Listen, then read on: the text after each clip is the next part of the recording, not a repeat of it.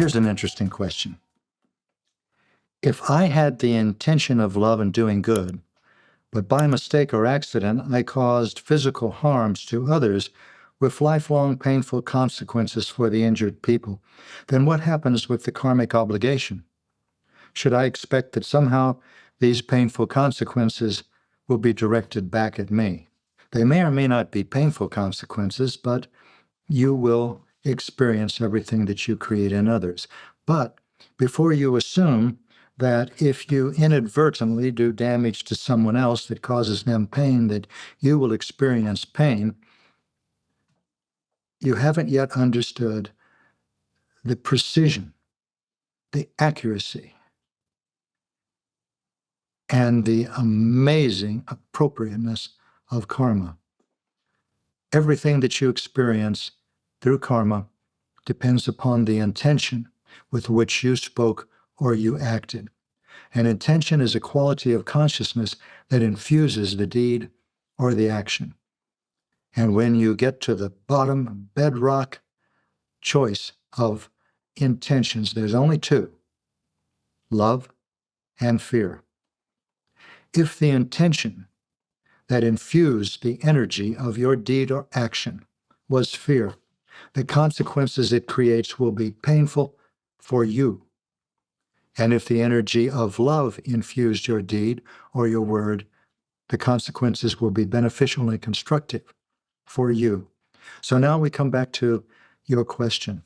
If I had the intention of love and doing good, but by mistake cause pain to others, will I myself encounter pain? The answer is no. But before you think you understand this, look at intention.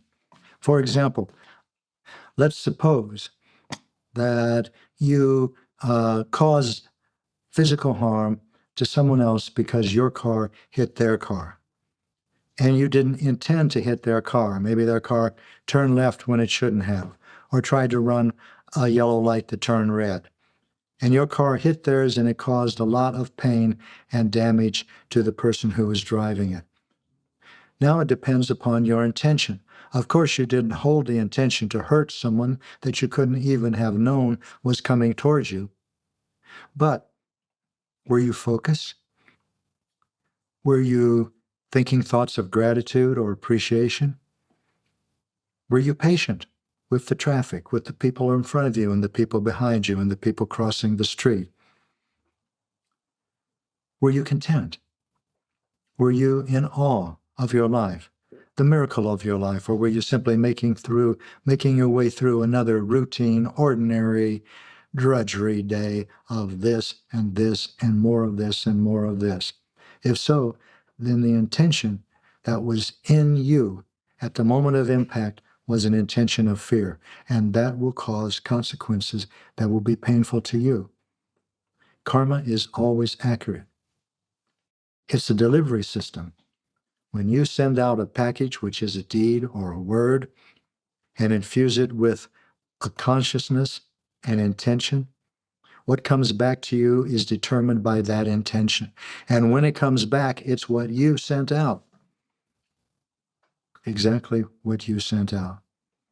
So if you were preoccupied, not really concerned with other people, not really paying attention to them, thinking about things other than what was happening around you, and you had an impact with another car, even though the other car ran the red light or the yellow light, even though the other car had turned in front of you, still, you will experience